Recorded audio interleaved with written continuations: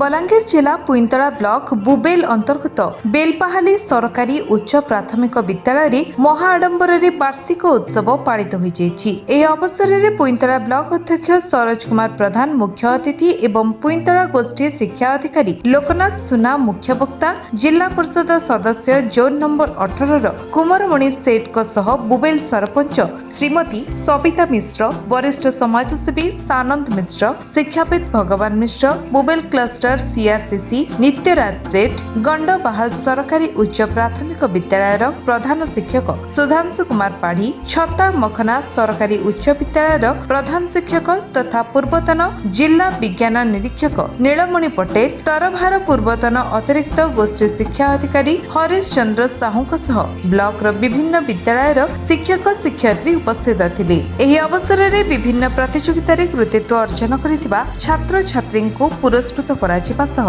विद्यालयर 4 जण पूर्वतन छात्र को मानपत्र प्रदान कराଯାଇ संबर्धित कराଯାଇथिला। एहा परे विद्यालयर छात्र छात्री मानक द्वारा सांस्कृतिक कार्यक्रम कराଯାଇथिला। समस्त अतिथिवृंद शिक्षा को गुरुत्व देवा सह विद्यालयर परिष्कार परिच्छन्नता पई अनेक सचेतनता वार्ता देथिले।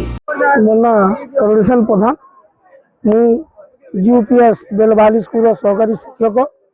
आज आम स्कूल रे प्रति वर्ष यही वार्षिक उत्सव पालन हुए। तेणुक यही वर्षर वार्षिक उत्सव यही वर्ष आज पालन हो।